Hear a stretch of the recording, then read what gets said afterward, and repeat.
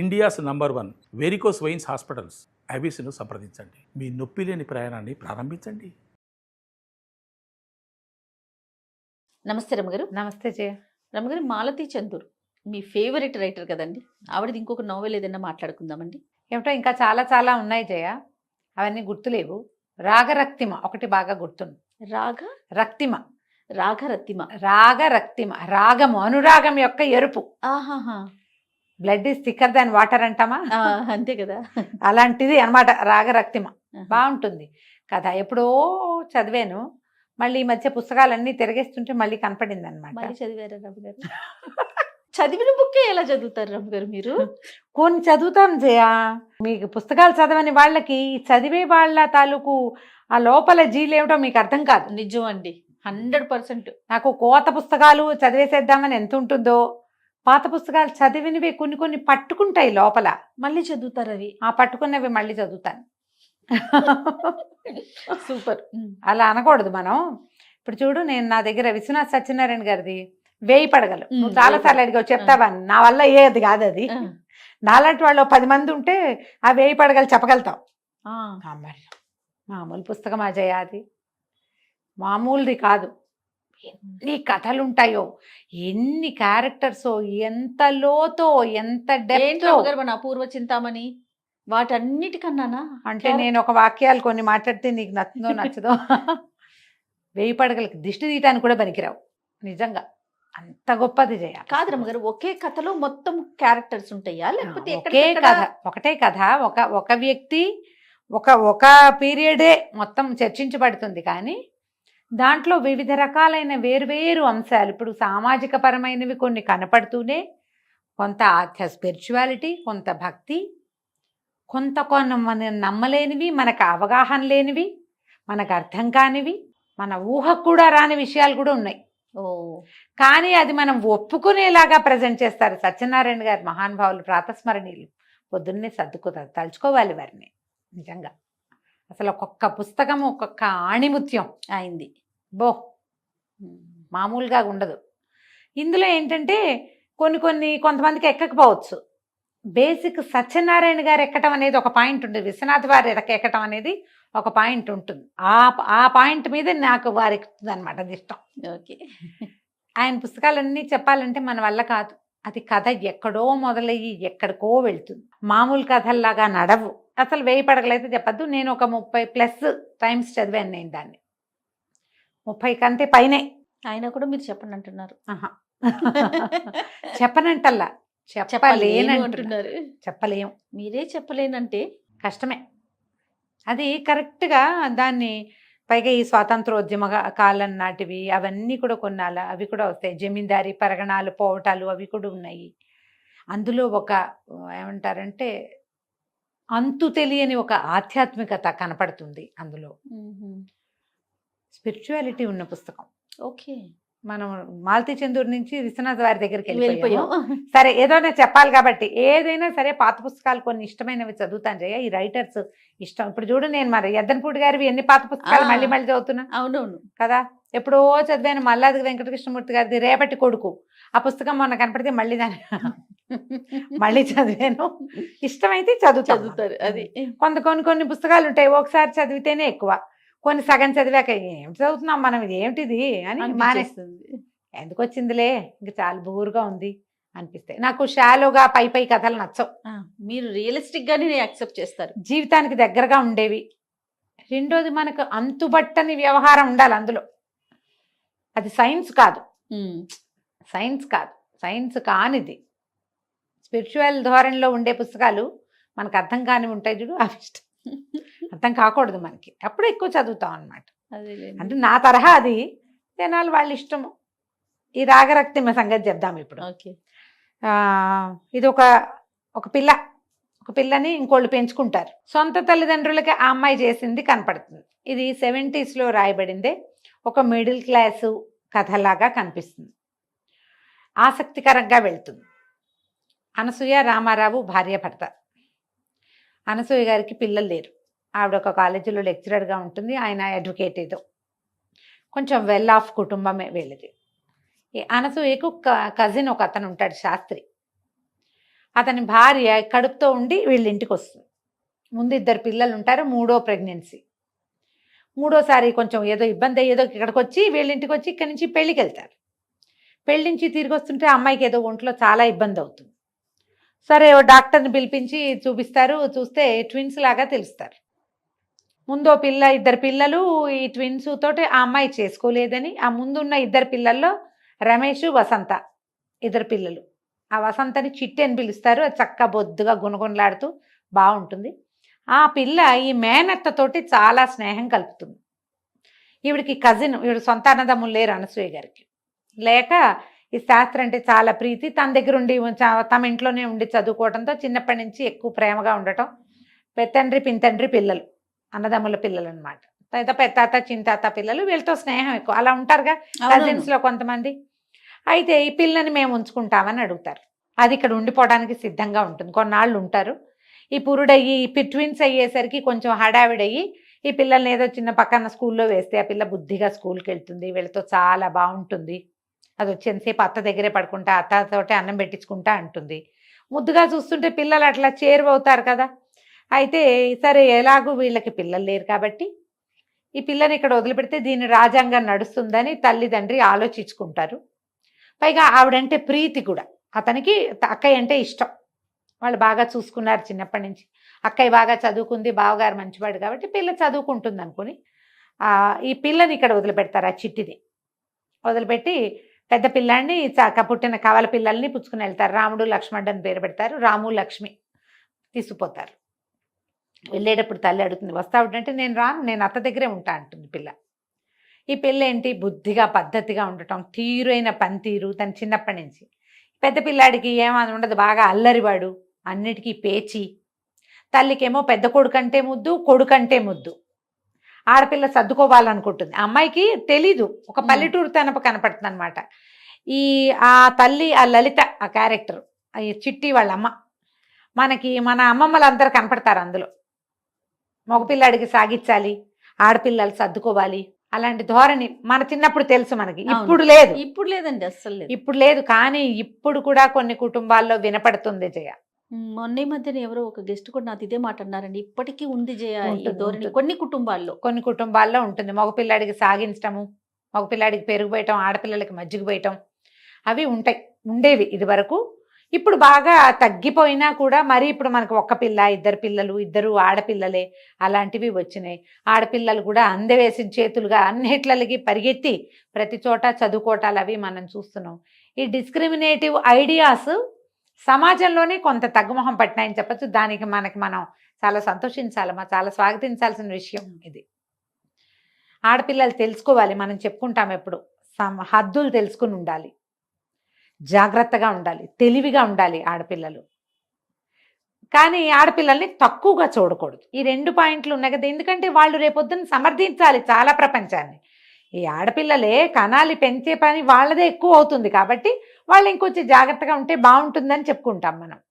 అయితే ఈ పిల్లని వదిలిపెట్టి వెళ్తారు. పిల్లని ఏదో మంచి స్కూల్లో చేర్పిస్తారు. మామయ్యతో కలిసి కారులో వెళ్ళటం, అది అత్త మామయ్య కాస్త మెల్లిగా మమ్మీ డాడీలోకి వచ్చేస్తుంది పిల్ల. స్కూల్లో అందరూ మీ మమ్మీయా అని అడుగుతున్నారు, నేను మమ్మీ అని పిలుస్తానని మమ్మీ డాడీ అలవాటు చేసుకుంటుంది, వీళ్ళతో ఉండిపోతుంది. ఆ తల్లికి తర్వాత మళ్ళీ ప్రెగ్నెన్సీ, మళ్ళీ 2 పిల్లలు పుడతారు. అంటే వెరసి 5 పిల్లలు ఉన్నారు వాళ్ళ దగ్గర. ఈ పిల్ల ఇక్కడ ఉంటుంది.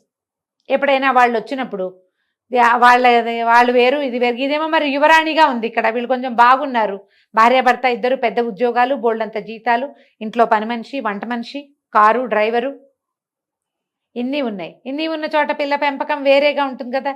ఇది బాబ్డ్ హెయిర్ చేయించుకుంటుంది, తనకు కావాల్సినట్టుగా ఉంటుంది, బాగా చక్కగా పెరుగుతుంది. చెల్లెలు వచ్చినప్పుడు వాళ్ళంతా వస్తే తన బట్టలు ఇస్తే ఈవిడికి అనసూయకి కష్టంగా ఉంటుంది. ఎంతో ముద్దుగా సరదాపడి కుట్టించిన బట్టలు అది చెల్లెలకి ఇచ్చేస్తానన్నా ఈవిడికి కొంచెం పొసెసివ్గా అవుతాం కదా. పైకి అనకపోయినా లోపల ఉంటుంది. క్రమంగా రోజులు గడుస్తాయి. రమేష్ చాలా తెలివి తక్కువగా, సరిగా చదవకుండా ఉంటాడు. ఈ పిల్ల క్లాస్ ఫస్ట్గా, క్లాస్ థర్డ్గా అట్లా ఉంటుంది. చదువుకునే గుణం ఉంది, చెప్పించేందుకు పెద్దవాళ్ళు ఉన్నారు. అక్కడేమో తల్లి ఆ పిల్లాన్ని ఏమీ సవరించదు. దాంతో పిల్లలు ఎవరాయి దెబ్బరాయిగా పెరుగుతారు వాళ్ళ పిల్లలు. క్రమంగా శాస్త్రికి అనారోగ్యం వస్తుంది. అతనికి ఒంట్లో బాగుండలేదని వీళ్ళకి తెలుస్తూ ఉంటుంది. కొంచెం పెద్ద అయ్యేసరికల్లా ఏమవుతుంది, ఈ రమేష్ ఎవరినో ప్రేమించి పెళ్లి చేసుకుంటానని మొదలు పెడతాడు. ఈ పిల్ల కూడా డిగ్రీకి వచ్చేస్తుంది, డిగ్రీ అయిపోతుంది. ఇప్పుడే పెళ్ళెందుకురా అంటే వెండువాడు. వీళ్ళేమో శాస్త్రి పేరులో తెలుస్తుంది కదా, బ్రాహ్మణ్ సమాజంగా కనపడుతుంది. ఇంకేం పెద్ద పూజలు పునస్కారాలు మళ్ళు ఆచారాలు చూపించరు, కానీ చిన్న ఒక వాక్యాల్లో తెలుస్తుంది. ఆ అబ్బాయి ఎవరో ఇంకొక వేరే జాతి అమ్మాయిని పెళ్లి చేసుకుంటానంటాడు, చేసేసుకుంటాడు. వీళ్ళు వద్దంటారని చేసేసుకున్నానంటాడు. సంబంధాలు చూద్దాం అనుకుంటారు వీళ్ళు. అయితే ఈవిడికి ఇష్టం ఉండదు అనసూయకి ఆ పిల్లకి పెళ్లి చేయటం. అది ఎంఏ చదువుతానంటుంటే అది దాని కాళ్ళ మీద అది నుంచుంటుంది. పిల్ల ఎప్పుడెందుకు పెళ్ళి అనిపిస్తుంది. పిల్లలు వద్దని అన్నా ఆ అమ్మాయి ఒప్పుకోదు. మొదట 2 పిల్లలు పుట్టారు, ముందు 2 పిల్లలు ఉన్నారు, మళ్ళీ ట్విన్స్, ఆపరేషన్ చేయించేద్దామని చూస్తుంది. నా పిల్లలకి ఏం కన్నొంకర కాలంకర మాణిక్యాలు లాంటి పిల్లలు పుడుతుంటే లేని వాళ్ళు లేక ఏడుస్తుంటే నేనెందుకు మానేయాలి అని ఇంకో 2 పిల్లల్ని కంటుంది. ఇంతమంది సమాజాన్ని ముందుకు తీసుకెళ్ళాలిగా. ఈ ఇబ్బందులు సబ్బందులు కనపడుతూ ఉంటాయి. అప్పుడప్పుడు వాళ్ళు ఇక్కడికి వస్తారు, వీళ్ళు అక్కడికి వెళ్తూ ఉంటారు. వాళ్ళు ఇక్కడికి వచ్చినప్పుడల్లా ఆ పిల్లకి చిట్టికి తెలుస్తూ ఉంటుంది అనమాట, తనకి చెల్లెలకి ఉన్న తేడా, తన తల్లికి మమ్మీకి ఉన్న డిఫరెన్స్. తల్లులు ఇంత మూర్ఖంగా ఈ పిల్లల్ని ఇలా పిచ్చి పిచ్చిగా ఇష్టారాజ్యంగా అన్నిటికీ పేచీలు, అన్నిటికీ గొడవలు, శుభ్రాలు లేవు, పని పాట రాదు, చదువు మీద శ్రద్ధ లేదు, జీవితం మీద ఫోకస్ లేదు. ఏమిటి వీళ్ళు ఇలా ఉన్నారు, అమ్మేంటి ఇలా ఉంది అనిపిస్తుంది. తల్లికి ఏదైనా చెప్పపోతే ఆవిడ పొట్టట్నా పెద్ద చెప్పచ్చావు పోవే అంటుంది. నేను కన్నా పిల్లవే, మీ మమ్మీ పెంచితే మమ్మీ పిల్లవైపోవు, నువ్వు నా పిల్లవేనంటుంది. అలా అన్నప్పుడు కష్టంగా ఉంటుంది. ఇంతలో ఏమవుతుంది, శాస్త్రికి బాగా అనారోగ్యం చేస్తుంది. ఆయన చూడ్డానికి అక్కడికి వెళ్ళేసరికి అతను చనిపోతాడు. ఈ సందట్లో మనకి ఇంకా కొన్ని క్యారెక్టర్స్ని పరిచయం చేస్తారు. మొట్టమొదటి డాక్టర్ జానకీబాయి అని ఒక క్యారెక్టర్ని చూపిస్తారు. ఈవిడ పురుడు పోయటానికి వస్తుంది. ఈ జానకీబాయి అనసూయ గారికి చిన్నప్పటి నుంచి ఫ్రెండ్. ఆవిడ డాక్టర్ అవుతుంది, కానీ చైల్డ్ విడో, బాల్యవితంతు. దాంతో ఆవిడ మళ్ళీ ఏం పెళ్లి చేసుకోదు. ఆవిడ అన్నయ్యతో కలిసి ఉంటుంది. వాళ్ళ మేనల్లుడు మేనగోడళ్ళు ఉంటారు. వాళ్ళ ఫ్యామిలీతో మంచి స్నేహాలు ఉంటాయి. వాళ్ళ మేనల్లుడు ప్రభాకరం, ఆ అబ్బాయికి ఈ పిల్ల అంటే ఇష్టం. ఈ చిట్టు అంటే వసంత దాని అసలు పేరు, కానీ చిట్టు అంటారు. అతనికి ఆసక్తిగా ఉంటుంది ఈ అమ్మాయి పట్ల. కానీ ఈ పిల్లకి తన ఇల్లు మమ్మీ ఈ గోల్లోనే ఉంటుంది. తెలుసు తనకి ఇతను తన మీద ఇంట్రెస్ట్ చూపిస్తున్నాడు అని. ఈ తండ్రి అక్కడ మరణించేసరికల్లా ఇల్లు చూస్తే ఆ రమేష్ ఎవరినో పెళ్లి చేసుకుని వాళ్ళ ఇంటికి వెళ్ళిపోయాడు. ఈ వెనకాల పిల్లలు 2 ఇంకా చదువులో ఉన్నారు, 2 చిన్న పిల్లలు. తల్లికి అయోమయం, ఏమీ తెలియదు ఆవిడికి. డబ్బు ఎక్కడి నుంచి వస్తుందో ఎలా పోతుందో తెలీదు, అసలు కంట్రోల్ లేదు. ఈ సంసారం ఎట్లా? దాంతో నేను ఇక్కడే ఉండిపోతానంటూ తల్లిదండ్రి వద్దని అన్నా కూడా ఏమంటారు, ఆ పిల్లకి తన ఫ్యామిలీ పట్ల బాధ్యత ఉంది. ఇక్కడ ఉండి ఉద్యోగం చేస్తాను, ఈ సంసారం నేను దిద్దుకోకపోతే కుదరదు, నేను ఇలా వీళ్ళని వదిలిపెట్టలేనని ఇక్కడ ఉండిపోతుంది. ప్రభాకరంకి చెప్తుంది, 2 పూర్తి సంవత్సరాలు వీళ్ళతోటి 3 ఏళ్ళైనా ఉంటే కానీ ఇది నా వల్ల అవ్వదు అని. అతని అమ్మాయికి ఉత్తరాలు కూడా రాయకుండా ఉండిపోతాడు. డాక్టర్ అతను వాళ్ళ మేనత్తలాగానే అతను కూడా MBBS చేస్తాడు. సరే ఇంకేం చేస్తుంది, ఇక్కడ ఉంటుంది. ఇంకా ఇక్కడ నుంచి కాలేజీకి వెళ్ళటం, ఉద్యోగం, ఎవరినో 2 పిల్లల్ని ట్యూషన్కి పెట్టుకుంటుంది. డబ్బులు జాగ్రత్త, పొదుపు, అమ్మ అది చేయదు ఇది చేయదు అలా చేయదు ఏం చెప్పినా తల్లి విందు. ఆవిడకి ఒక ఎబరాయి దబరాయి పద్ధతులు, ఫోకస్ లేకపోవటం, ఇలాంటివే ఉంటాయి. ఈ అమ్మాయి ఏమనుకుంటుందంటే అన్నయ్య ఎట్లాగూ బాధ్యత తీసుకోడు, ఈ చిన్నపిల్లలు తన తర్వాత పిల్లలు 2 ఎక్కించి వాళ్ళిద్దరికి చదువులు అయిపోతే వాళ్ళ తర్వాత సంసారం వాళ్ళు చూసుకుంటారు. ఈ తమ్ముడు చెల్లెలు చదువుల కోసం ఉండిపోతుంది. ఉండి ఇక మెల్లిగా కాలేజీలో ఉద్యోగానికి చేరుతుంది. MA చదువుకుంది కదా, స్పెషల్ ఇంగ్లీష్ క్లాసులు తీసుకుంటుంది. దీన్ని డబ్బు పిచ్చి అంటుంది వాళ్ళమ్మ. ఇంతలో ఏమవుతుంది, ఆ రమేష్కి వాడికి ఒక కొడుకో కూతురో పుడతారు. వాడు కాస్త ఇక్కడికి వచ్చేస్తాడు అత్తగారితో పోట్లాడి.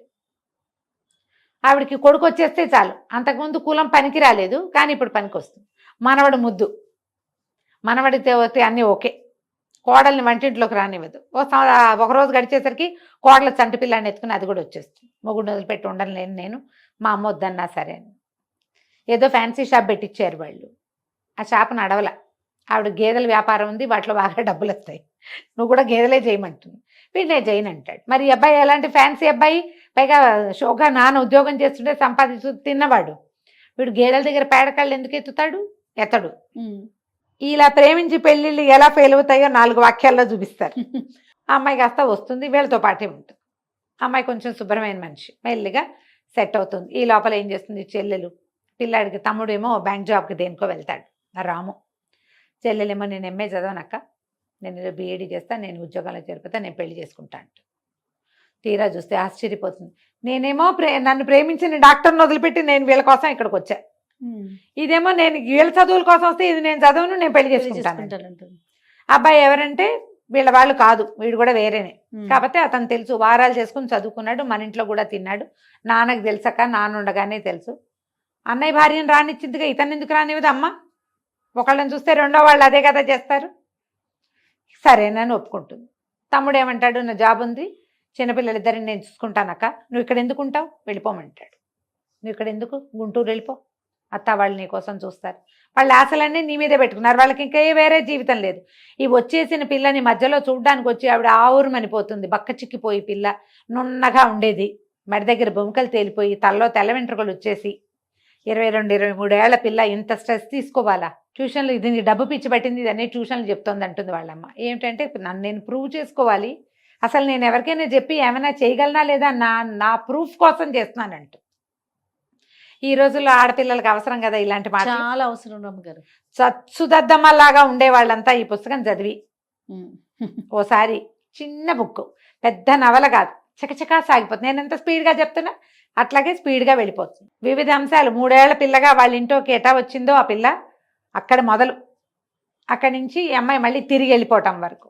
సరే ఏం చేస్తుంది, చెల్లెల్ని అడుగుతుంది, నేను వెళ్ళిపోనా, నువ్వు వెళ్ళిపో, నేను పెళ్లి చేసుకుంటాను, మన ఇంట్లోనే ఉంటాడు, పర్వాలేదు, అతనికి వేరే సంసారం లేదు, చిన్నపిల్లలిద్దరిని నేను రాము చూసుకుంటాం, మాకు పర్వాలేదు, అన్నయ్య ఇక్కడే ఉన్నాడు కాబట్టి అన్నయ్య అమ్మని చూసుకుంటాడు, మాకేం ప్రాబ్లం లేదని చెప్పేస్తారు వాళ్ళు.